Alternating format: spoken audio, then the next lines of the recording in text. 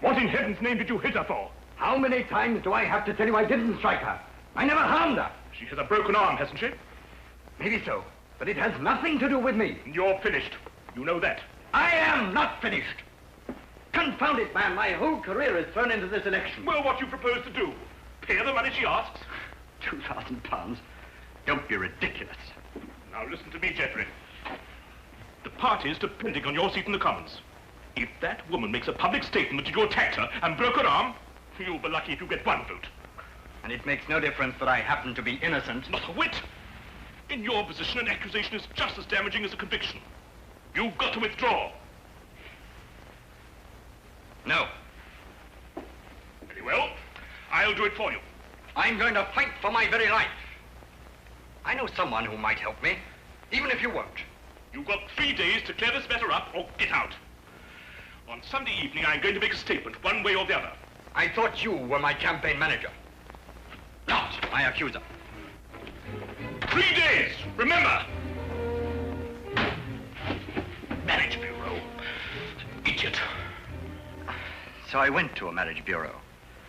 She seemed a very charming sort of woman, cultured and good background and all that. Yes, but a marriage bureau? Yes, I've lived in the country for a long time now. I just never seem to meet any woman except the most ineligible and unattractive ones. I've been lonely these past few years since my wife died. This bureau seemed reasonable enough. After all, they promised to introduce you to ladies of cultural and intellectual backgrounds similar to your own. But they didn't mention blackmail. £2,000, you say? An impossible sum. Even if I were guilty, which I'm not. My whole career is at stake, Mr. Holmes. I think it might be a good idea to have a look into this marriage bureau. Don't you agree, Watson? Yes, I'd say so. I simply can't believe Mr. Oliver, he's the proprietor, could be involved in this. And you say you have 3 days to pay or disprove the accusation, eh? Yes, Mr. Holmes. It's not very long, I know. And it isn't getting any longer. I suggest that Dr. Watson and I start our investigations immediately.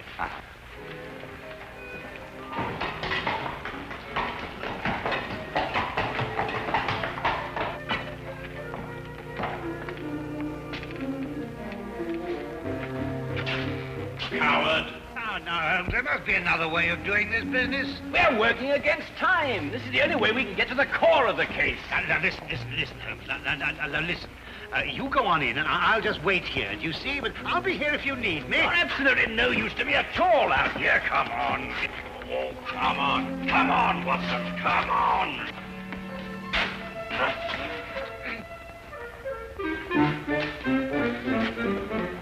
Good afternoon, Constable. Beautiful weather we're having, eh?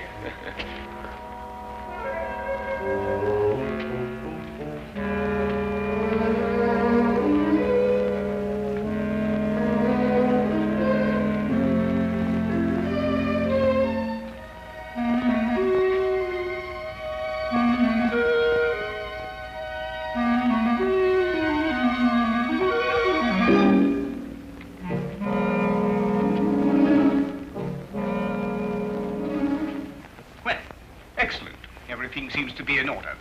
Now, I'm afraid I shall have to put the same questions to you that I put to your friend. I realize they're rather personal, but it's the only way we can be certain that all clients are protected and properly matched. Yes, right. I can understand that. Now, about your financial situation. Well, this is all routine, you understand. Yes, I suppose it is. My personal income is in the vicinity of £3,000 a year. Well, that seems quite ample. That's quite apart from Aunt Agatha. Aunt Agatha? Yeah. She's worth thousands of pounds. Hundreds of thousands. And you're the heir? Next in line. A favorite, too. Well, I have been since I was, You're very fortunate. A very odd coincidence has occurred today. The very first time it's happened I can remember. But there are two charming ladies here at this very moment who seem to fit perfectly with both your backgrounds. I think we could have our first introduction immediately. Is anything the matter? No. I was just admiring your Toulouse-Lautrec. My what? Your Lautrec. It's very interesting. The painting. Oh, the painting. Oh, of course. Well, if you'll excuse me for a moment, I'll see if the young ladies are still here. I say, Holmes, what was all that whispering about? My financial position. But that confounded busybody asked me the same questions. I answered them straight out. No, but you gave them real information. They'll never try and blackmail you, old boy. Well, gentlemen, everything's worked out perfectly. The ladies are waiting in the salon where we generally introduce our couples and let them have a get-acquainted chat. My secretary is there with them, and she will introduce you. The door at the far end of the hall. Thank you. Well, Watson, come on. What are you waiting for? Go on. Door at the other end. No. Straight on. Mr. Holmes. I'm always interested in the welfare and the situation of my clients, and, Yes? how old is Aunt Agatha? 94.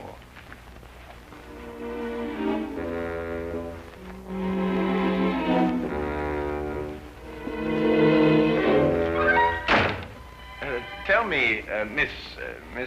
Pamela. Oh, that's a charming name, perfectly charming. Now, tell me, Pamela, do you prefer living in the country or do you like living in London, huh? Oh, I like living in the country best. Do you really? Well, so do I, as a matter of fact. I love the country. The thing I like most about the country, I think, is the early morning ride. Really? Yes. Do you ride? No. Oh, pity.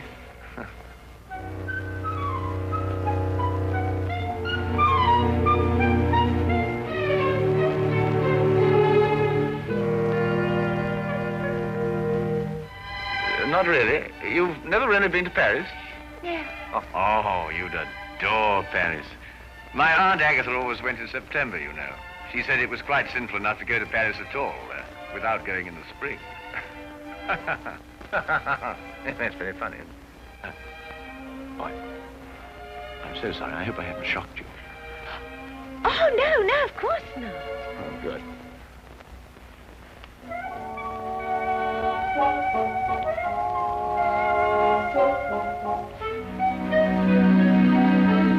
And Sir Charles was furious, of course. Well, he hates to lose a wager. But did he pay you the £500? Oh, of course, on the spot. Why wouldn't he? Why don't you say something? You have very pretty eyes. Oh, you're a romantic one. Oh.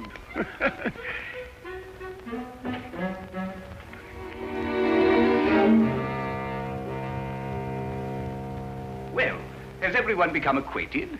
Oh, we've had ever such a lovely chat, Mr. Oliver. Splendid. It's nearly time for us to close the bureau, so I must ask you to leave in a few moments.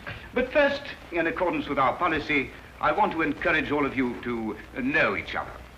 Might I, for instance, suggest that all of you have tea together tomorrow, and then perhaps go to the theatre.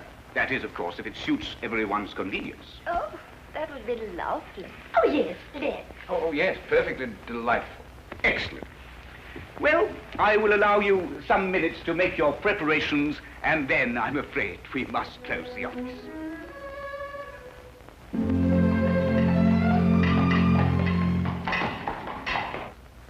Well, I've seen it through, Holmes. What do you make of it all? Nothing I didn't expect to. We were merely planting seeds, Watson. Planting seeds. Yes, it's my theory that if Oliver and the others are blackmailing, they're choosing their victims pretty carefully. However, I hope that at tea time tomorrow we'll be able to obtain more evidence in support of my theory. The trouble is that our client can't wait very much longer.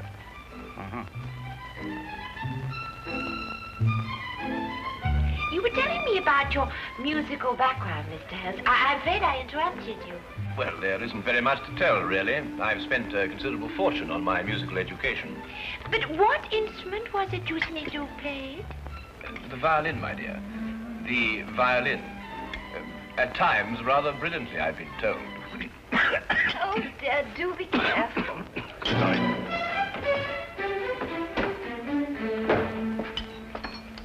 I followed you this time. Oh, Charlie. Oh, no, Charlie. Don't. I beg your pardon. Holmes! Oh, no, don't. Stay out of it. Don't. Oh. Wait a minute. So, you're the one.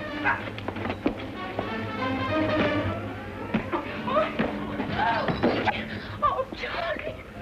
What have you done to him? The police. Somebody get the police. He's my husband. This man, this one here. I saw what he did, ma'am. You better not try any more tricks, mister. The police will soon settle you. But this is outrageous. You don't understand. But it's true. They're married. And he was trying to break them up. I know he is tight. In here, Constable. There's your man. Holmes, why don't you say something? You can't let a thing like this happen to you. We've fallen very neatly into their trap. Don't you agree, Watson?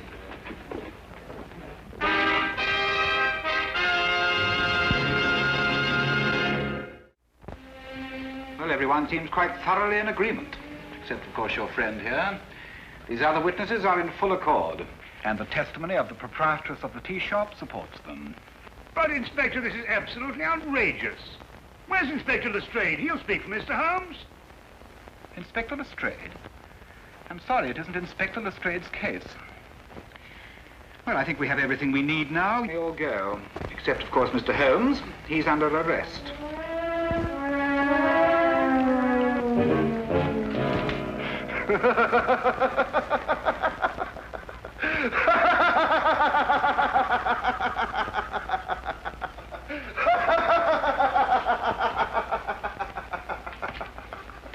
All my life I waited for something like this. Assault and battery. You should stick to your magnifying glass. Oh, hello, Lestrade. By Jove, I'm glad you're here. Oh, I was just seeing our more dangerous criminals were properly guarded. You were right, Holmes. Oliver called on me and told me that for £4,000 this case would be quietly dropped. Why, he's insane. He's not insane, wasn't he? Just greedy. No, he's insane. He kept on saying that he was sure Aunt Agatha would fix it. Aunt Agatha, £4,000? What are you talking about? Well, I'm not sure myself. Well, listen, Watson, now that we know where to look, we can take them quickly. Only you've got to let me out of here, Lestrade. Why, what's the matter, Holmes? This is one of our more comfortable jails. Oh, listen, Lestrade, a man's life is involved in this. Jeffrey Bourne, candidate for Parliament. He's been blackmailed by this same group. We can stop them now, only you've got to let me out of here. Well, I didn't know it was serious. This isn't my case. I'll have a word with Mason. He's senior arresting officer in this job. He's the only one who can let you out of here without a court order. I'll see him right away. Well, hurry up, Lestrade. Jeffrey Bourne has only got until 7 o'clock tonight. But you will release Holmes. No, I won't, sir. Now, look here, Mason. I've known Sherlock Holmes for a very long time. I know him as a valuable colleague. If he says this marriage bureau is a fake, if he says they're blackmailers, then undoubtedly they are blackmailers. But there is no case of any kind against the marriage bureau, Lestrade. If one arises, I'll investigate it. But I will not jeopardize my position by taking such a step without cause. As for Mr. Holmes, he has been formally accused, and the number of witnesses more than justify an arrest. All right, Mason. But this is outrageous, Lestrade. Didn't you explain? Everything, Dr. Watson. Right. I'll handle this case myself. You, Dr. Watson? Unless you care to come in and help me. Well, I'll do what I can, of Look, course. Watson, there's only one thing to do. You must break into Oliver's office, go through his private files and everything. There must be further evidence of their activities. Right. Break in? That's against the law. Look, maybe I could get a search warrant. Oh, how soon, Lestrade? Oh, it's a pity this is Sunday. Certainly not before Monday. Not with Mason here. Yes, but look, Jeffrey Bourne only has until 7 o'clock. Yes, but breaking and entering, that's a crime. Have you any idea what the penalty is for that? Yes, if I remember correctly, Thank you very much, Holmes. I'd rather not know. Excuse me.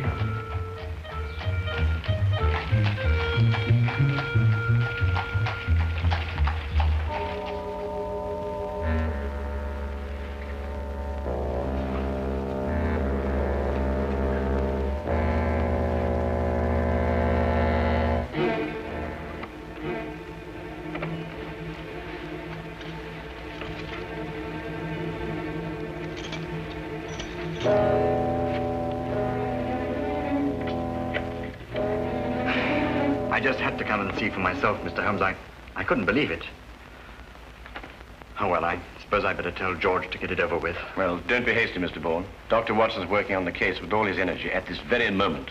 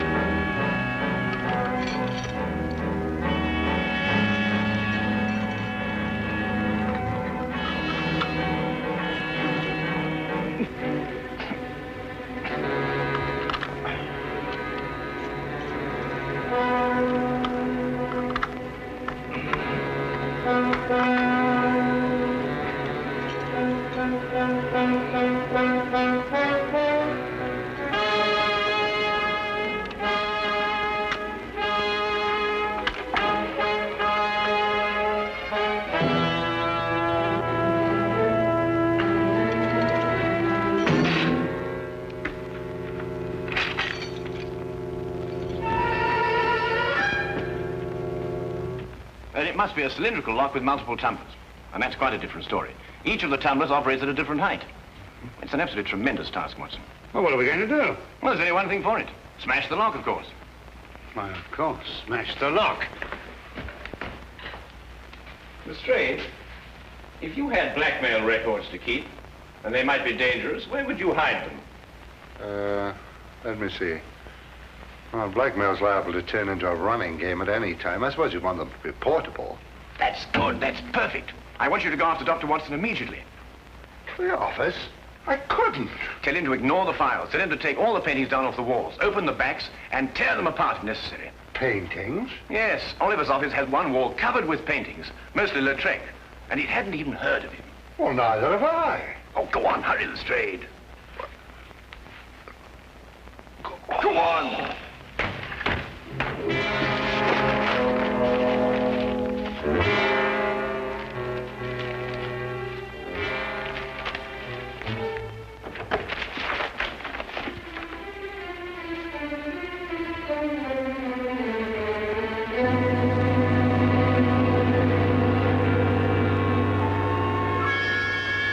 Hello, what are you doing here? But you gave me a start. I gave you a start.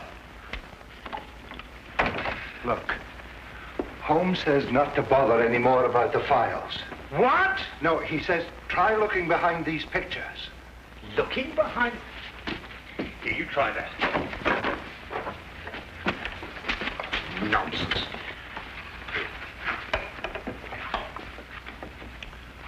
Listen.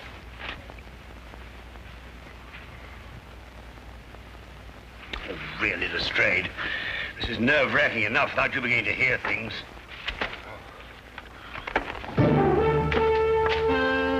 Lestrade! Look!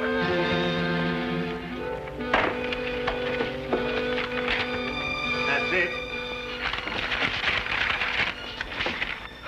I just spoke to Mr. Holmes. He said he'd be sure to have something by 6 o'clock.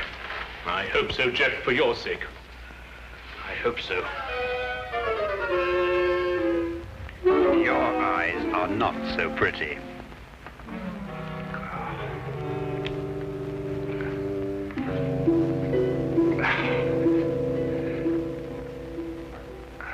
I told you I heard something. Quiet. Who's been in the... Oh, good work. His. Who's he? Scotland Yard. Scotland Yard, eh? What are you doing here? Well, Oliver, you interfere with the national election, for one thing. We've got to clean up those files. We'll take care of them later.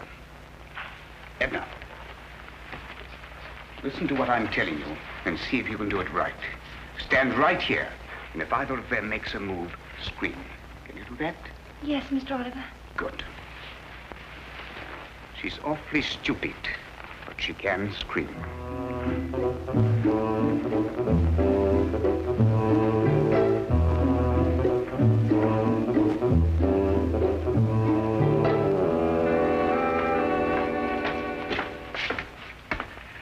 All right, Mr. Holmes, what's the meaning of this message? It refers to a blackmail gang operating through a marriage bureau.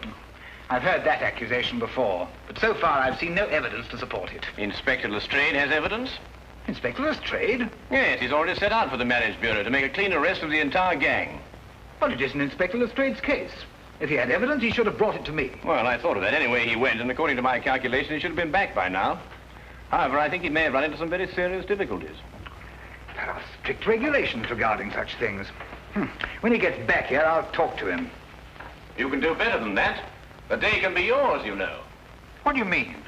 Go to the marriage bureau yourself and take charge. After all, it is your case, you know.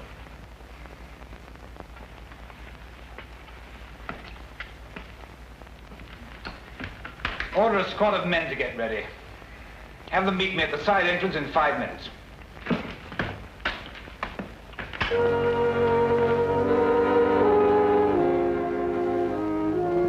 Don't you think she's a pretty girl, Lestrade? What? You know, Lestrade, I'm so surprised that any girl who's so lovely and so intelligent could be kicked around by a cad like Oliver. Do you really think I'm pretty? Oh, yes. From the very first moment I saw you. Yes, wouldn't you like to sit down? You must be tired standing. Yes. Yeah.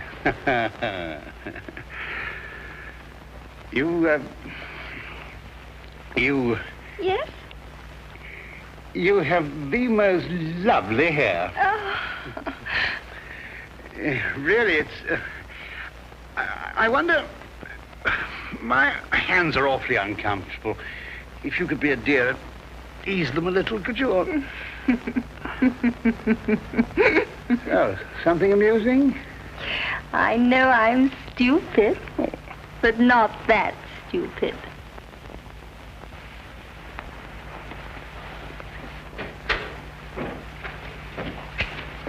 Oh, are you ready to go, Mr. Oliver?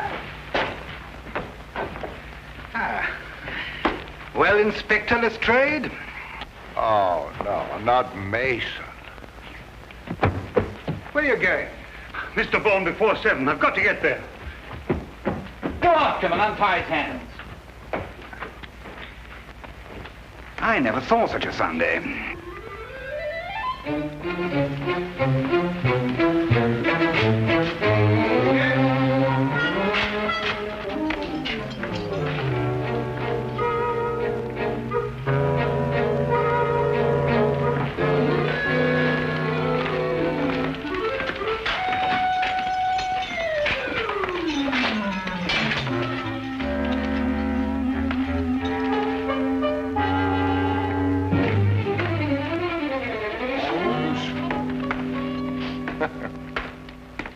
You told Inspector Mason.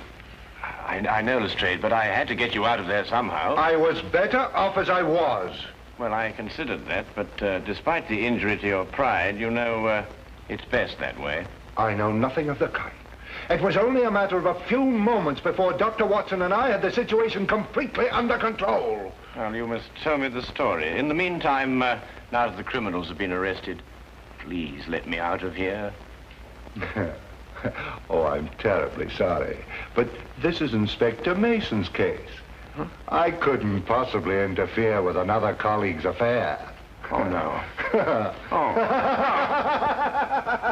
Oh, Lestrade!